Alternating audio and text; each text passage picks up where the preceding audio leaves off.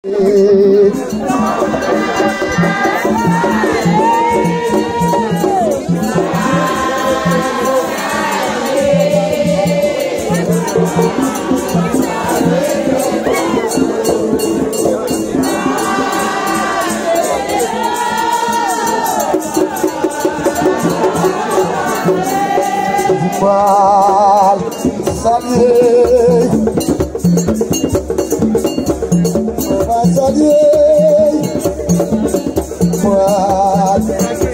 tout le monde, vous saiu. J'étais de l'eau, on dit la bombe balancer. C'est ça.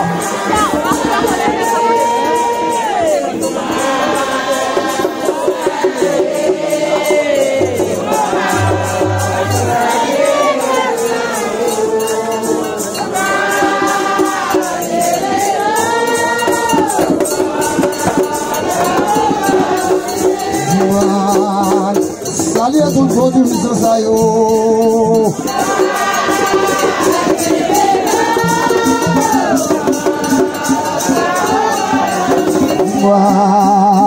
Salut tout le monde, vous saiu.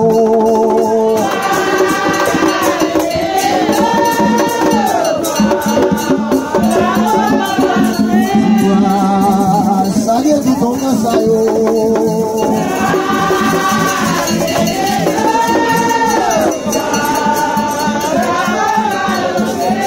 Bonsoir, bonsoir.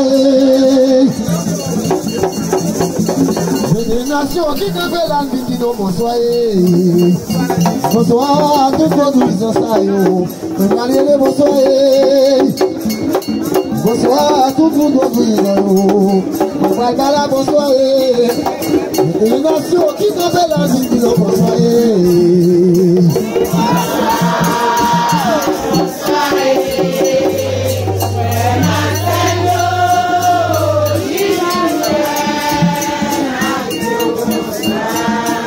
Bonsoir, mais voyez le bonjour.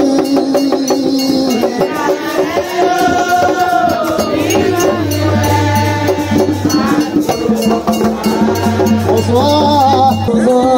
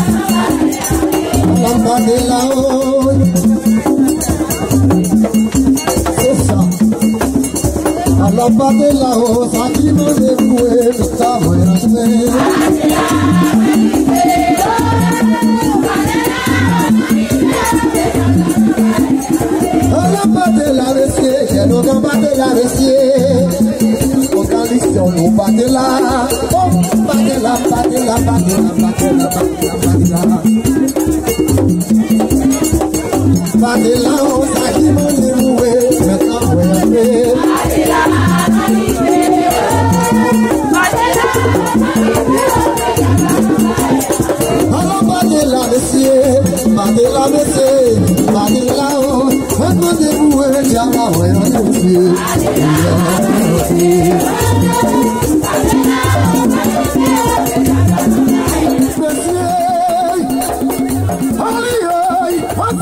Société, salut, monsieur, salut la société. Mais ça sort dans la mise, salut la société.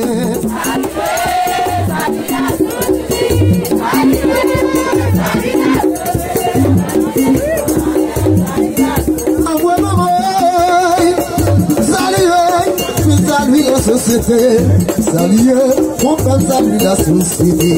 Mais ça sort dans la mise, salut la société.